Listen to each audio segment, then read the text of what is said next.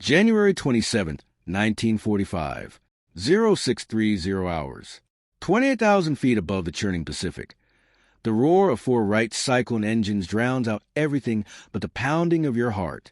Inside the pressurized cabin of B-29 Superfortress A, square 52, the air is thick with a metallic tang of oil and sweat. Major Robert Morgan, wait, no, that's not right for this crew. Let's get the names straight.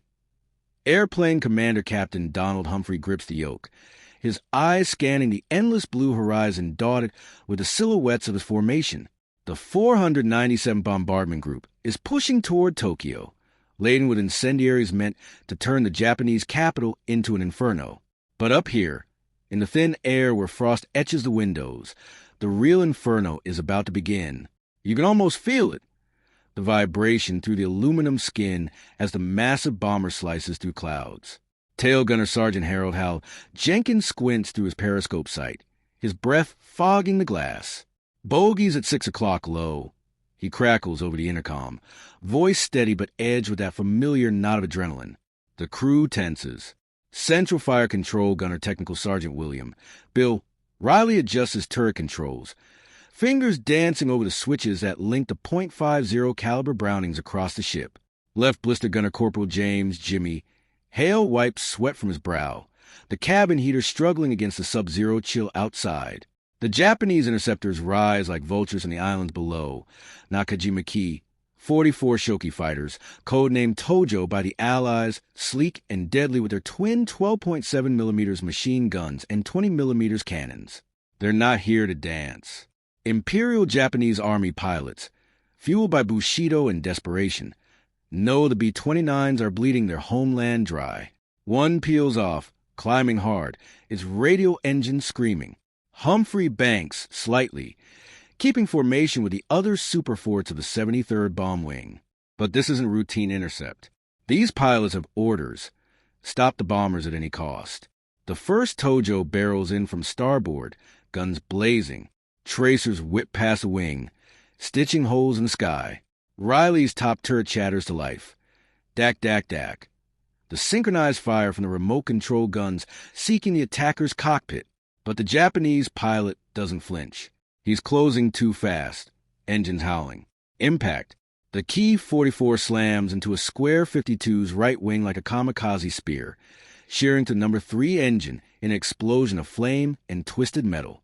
The bomber shudders violently, yawing right as propeller blades cartwheel into the void. Engine 3's gone, shouts Flight Engineer Master Sergeant Ed Kowalski, wrestling with the feathering controls. Oil sprays across the nacelle, black smoke trailing like a funeral shroud. The crew fights for control. Humphrey and co-pilot Lieutenant Frankie Rossi muscle the yoke, trimming rudders to counteract the drag. Alarms blare, fire warning lights flashing crimson. Extinguishers now. Humphrey barks. Foam spews, but the damage is done. The right wing dips, the Superfortress groaning under the strain. You imagine the terror. 30 tons of aircraft, 11 men aboard, now crippled at Angels 2-8, with Tokyo still miles ahead and the ocean a merciless drop below. But the Japanese aren't finished. A second Tojo dives from above, ignoring the flak bursting around the formation. Right Blister Gunner Sergeant Mike O'Brien swings his guns, pouring lead into the attacker's path. Hits sparkle on the fuselage, but the pilot presses on, committed to ramming. The impact is catastrophic, crunching into the number 4 engine, ripping away cowlings and igniting fuel lines. Flames lick the wing, the bomber now listing like a wounded beast. Number 4 is out. We've lost both starboard engines. Kowalski yells, his voice cracking for the first time. The third blow comes swift. The ramming debris glances off the left wing, mangling the number 1 engine. Props windmill uselessly, then seize. Doctrine screams abort. 8B! 29 with 3 engines down as a flying coffin. Standard procedure. Dumb bombs. Turn tail. Pray for a ditching that might spare half the crew. Intelligence back on Saipan has already marked a square 52 as a loss. Another statistic in the bloody ledger of the Marianas campaign. The formation pulls ahead, leaving the stricken bomber behind. Humphrey glances at Rossi, their faces pale in the cockpit glow. "We can't climb, can't maintain speed," Rossi mutters. The altimeter unwinds slowly. 27,500 feet. 27,000. Japanese fighters circle like sharks, sensing blood. Yet something shifts in the intercom chatter. Riley, the CFC gunner, rallies the team. "Turrets, coordinate on my mark. Don't waste ammo, pick your sectors."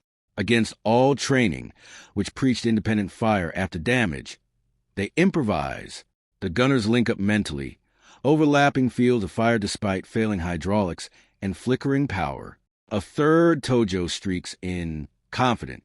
Riley's forward guns bark, joined by Hale's blister mount. The fighter disintegrates in midair, wings folding like paper. First kill, but more are coming, waves of them, scrambling from Tokyo's defenses. The bomber wallows, speed bleeding off to 180 knots. Fuel leaks from punctured tanks. Hydraulics whine in protest. Jenkins in the tail spots another attacker, closing fast. Incoming, 3 o'clock. His guns thunder, tracers arcing.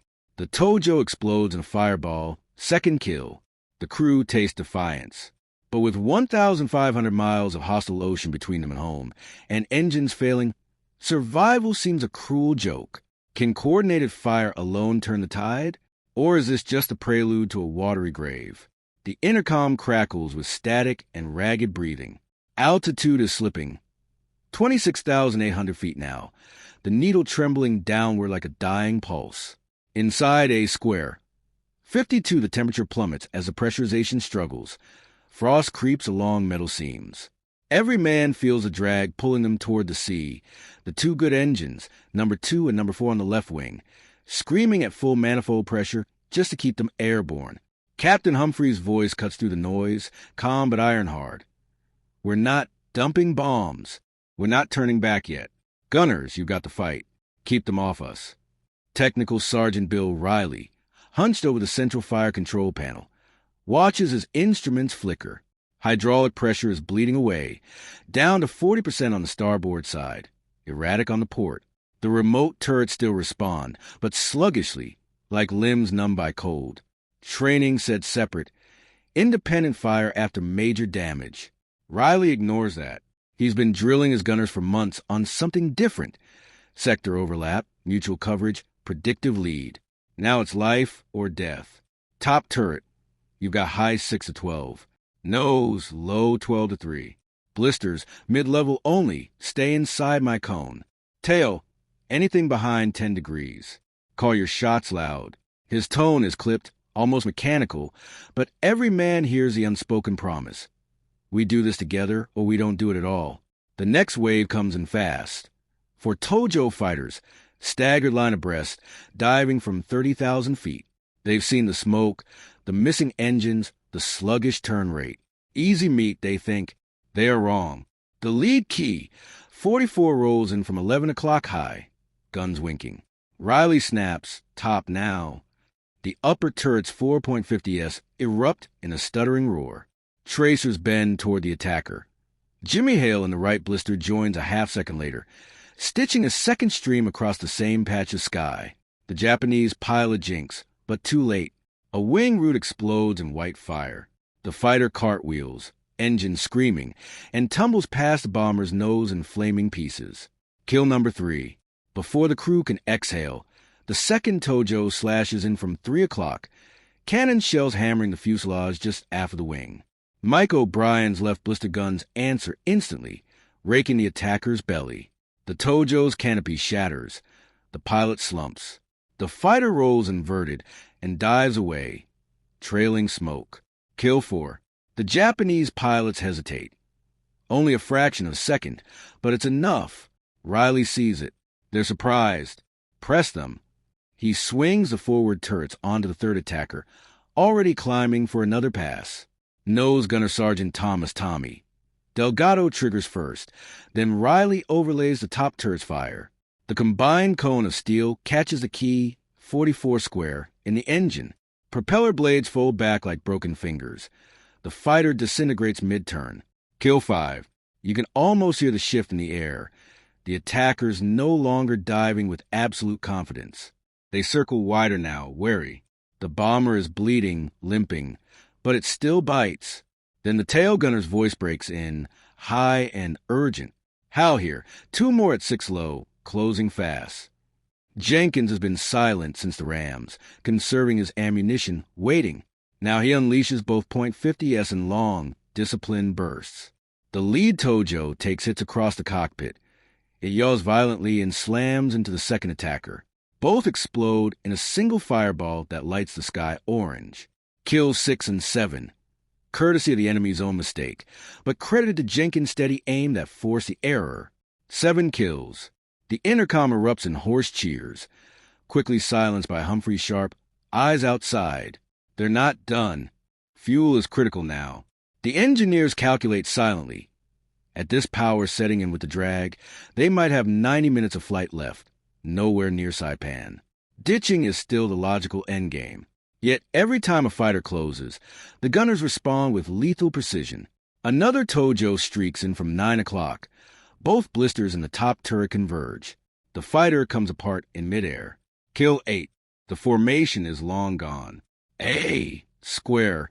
52 is alone in a sky full of enemies. Altitude 25,200 feet. Speed 165 knots. The left engines are overheating from the strain. Hydraulic fluid drips onto the deck plates. Men glance at one another across the fuselage. Faces streaked with oil and sweat, eyes wide with something between terror and fierce pride. Riley's voice again, quieter this time. We're proving something here. Keep proving it. But the Japanese are regrouping. Radar reports from the formation ahead crackle over guard frequency. More interceptors launching from Chiba and Atsuji. 12, maybe more. The bomber cannot climb, cannot run, cannot hide. Can 14 men, 3 working engines, and a handful of coordinated machine guns hold off the rest of the Imperial Army Air Force long enough to limp home across 1,500 miles of empty ocean? The sky over Hamamatsu boils with fury. Altitude claws back to 24,000 feet, but A Square 52, now dubbed Irish Lassie by her weary crew, feels every inch like a gut punch. First Lieutenant Lloyd Avery, the airplane commander from Long Beach, California, locks his jaw against the yoke, his knuckles white. The lone functioning engine, number 2 on the left wing, howls in protest, overheating as it drags a mangled Superfortress through the thinning air. Co-pilot Second Lieutenant Leonard Fox, steady as ever from Downey, Pennsylvania, calls out readings. Manifold pressure maxed. We're burning fuel like it's water.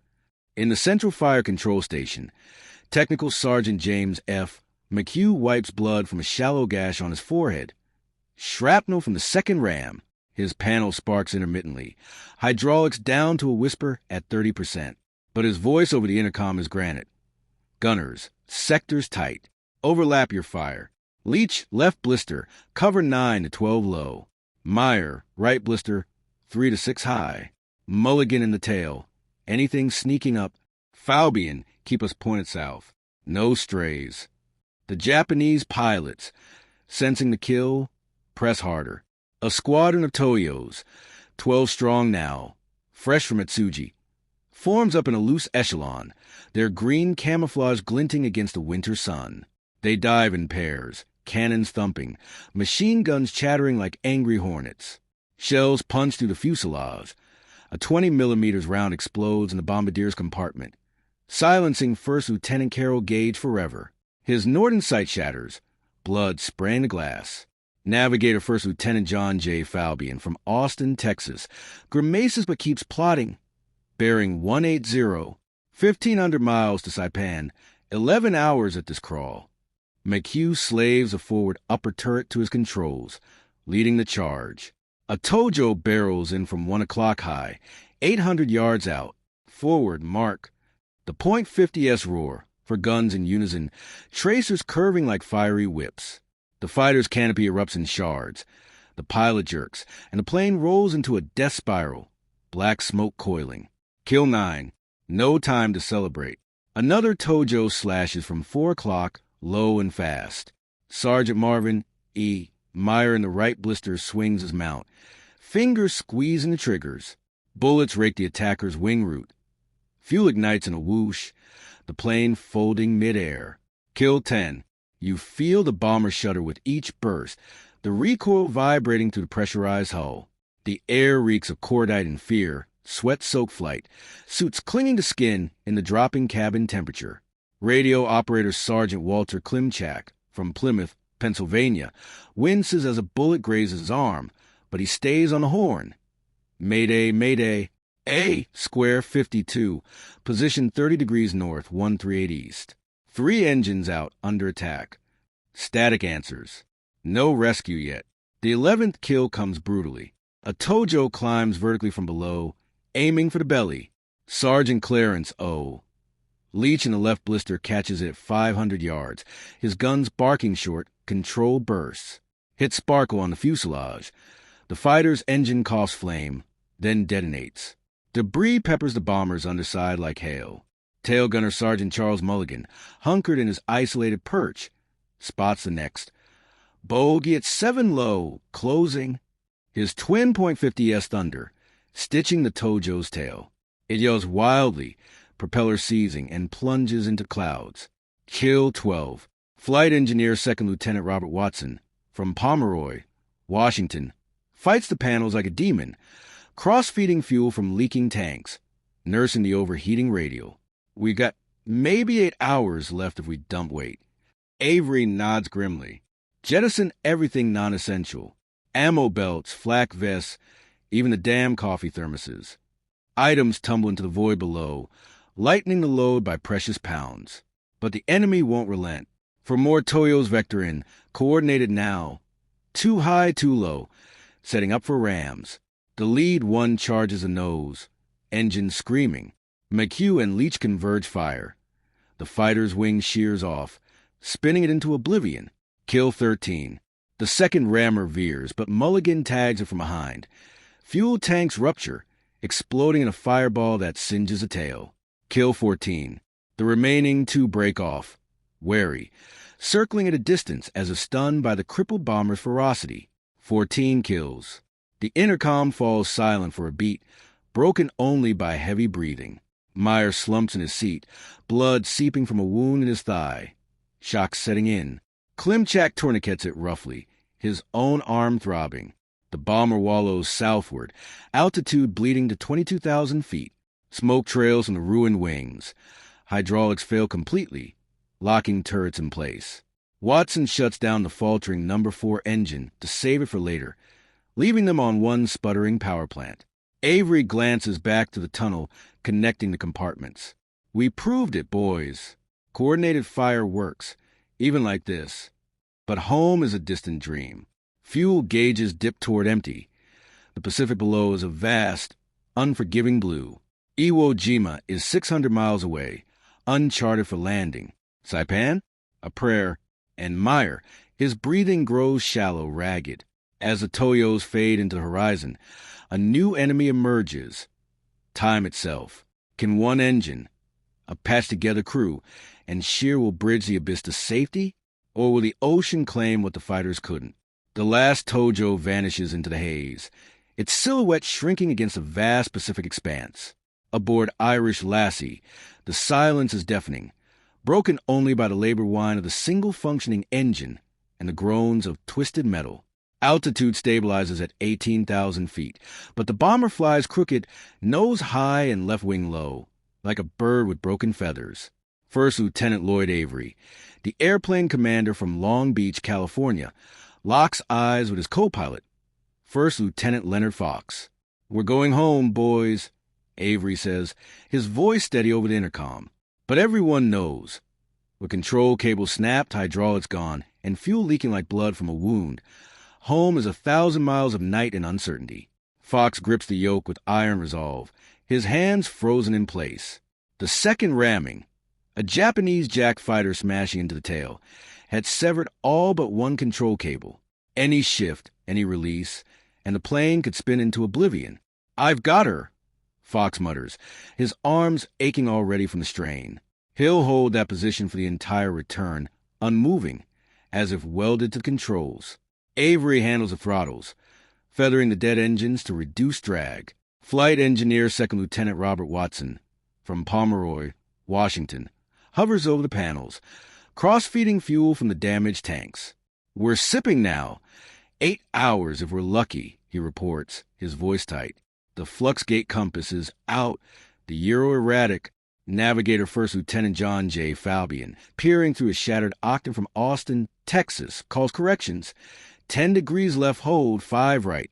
The bomber zigzags southward, a drunken path dictated by wind and whim. In the rear, the real battle for life unfolds. Tail Gunner Staff Sergeant Charles Mulligan lies pinned in his crumpled compartment. The stabilizer ripped away, exposing him to the howling slipstream at minus 40 degrees Fahrenheit. His hands, crushed and frozen, dangle uselessly, frostbite already claiming them. "Get him out!"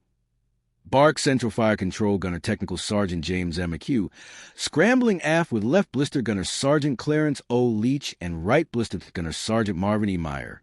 They pry at the wreckage, metal biting into their gloves, the thin air making every breath a gasp.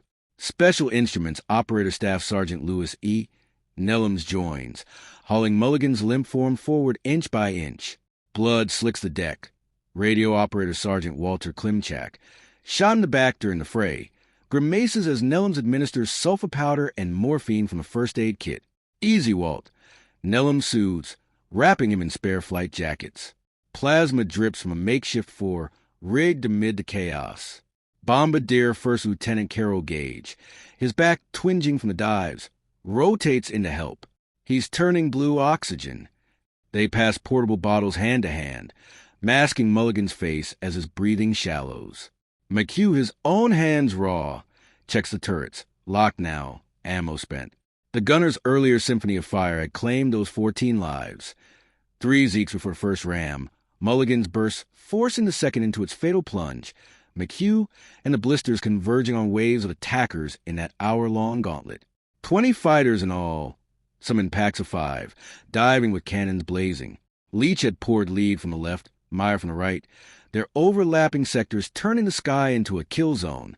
One Tojo exploded so close, debris rattled the fuselage like hail. You can feel the cold seeping in, the cabin pressure failing as holes whistle with wind. The crew rotates watches. 2 on Mulligan, 1 on Klimchak, the rest scanning for phantoms in the dark. Fuel needles dip perilously. Watson shuts non-essentials, dimming lights to conserve power. Over the radio, Klimchak, fighting pain. Keys of Mayday. Ace Square, 52, position approximate 30 north, 135 east. 2 wounded, critical damage. Request escort. Static crackles, then a miracle. Major Robert Fitzgerald B-29, St. Bernard, responds. "We've got you, lassie. Form up on our wing." Their lights wink in the distance, guiding through squalls until Iwo Jima looms below. Flares arc into the night, but weather swallows the escort. Irish lassie presses on alone. Hours blur into agony. Fox's arms tremble, sweat freezing on his brow. "Can't much longer," he whispers. Avery talks him through it. 1 mile at a time, Len. Mulligan slips in and out of consciousness, murmuring about home in Henderson, Kentucky. Nellums prays quietly. The crew's resolve the only glue holding them together. Saipan emerges as a faint glow on the horizon, but the approach is suicide. Clouds shroud the island. Cliffs lurk in the black. As the bomber schemes the overcast, engines coughing on fumes, the final test looms. Can they thread the needle to the runway, or will the Pacific claim its prize after all? Dawn breaks over Saipan like a hesitant promise. The first rays piercing the overcast as Irish lassie emerges from a murk.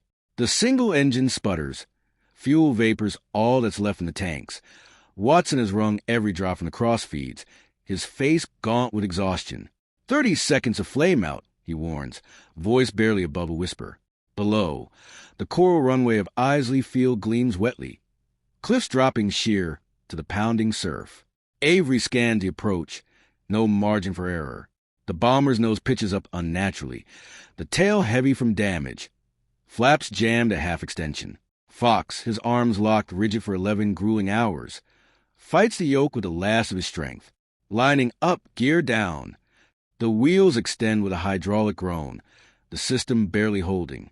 Mulligan, bundled in the waist compartment, moaned softly under morphine haze, his crushed hands swayed in bandages.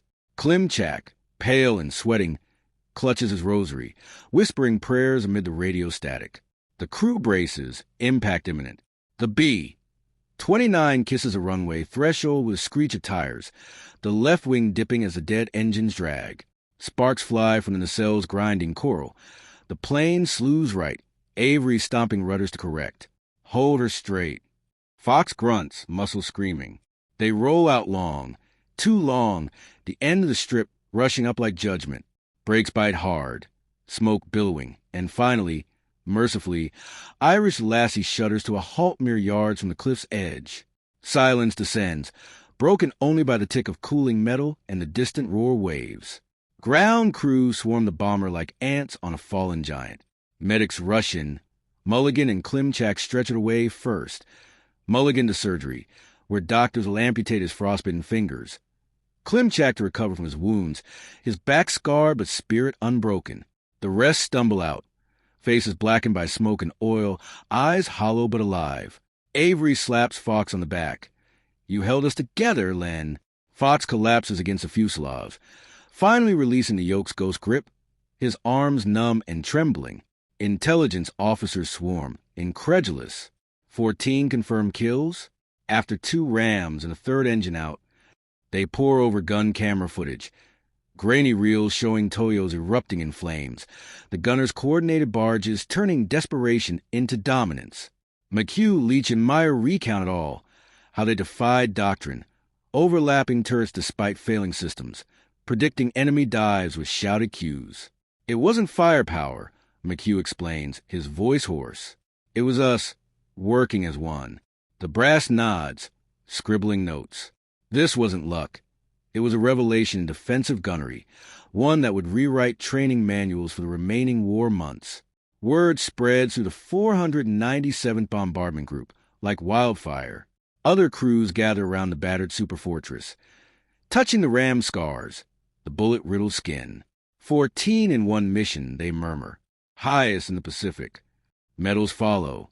Distinguished flying crosses for the lot. Silver stars for McHugh and the gunners whose precision saved them all. Mulligan, from his hospital bed, grins through the pain. "Worth it, boys. We showed 'em." You can almost taste the relief, the salt air of Saipan mixing with victory's bitter edge. But the cost lingers. Bombardier gauges back injury ground him. The dead engines and structural wounds sideline Irish Lassie for weeks. Yet her legacy endures. In debriefs, commanders cite the 14-kill mission as proof. Coordinated fire could salvage the unsalvageable, turning crippled bombers into floating fortresses. Crews across the Marianas adopt the tactics, boosting survival rates in the brutal Tokyo raid to come. As the sun climbs higher, the men of A square, 52 scattered to rest, their bond forged in fire unbreakable. The war rages on, but for one morning in January 1945, they proved the impossible, that even rammed, engines aflame, and odds stacked to hell, will and ingenuity could claw victory from the jaws of defeat. And in the annals of Pacific theater, their story stands eternal, a testament to the unyielding human spirit aloft in the deadly skies.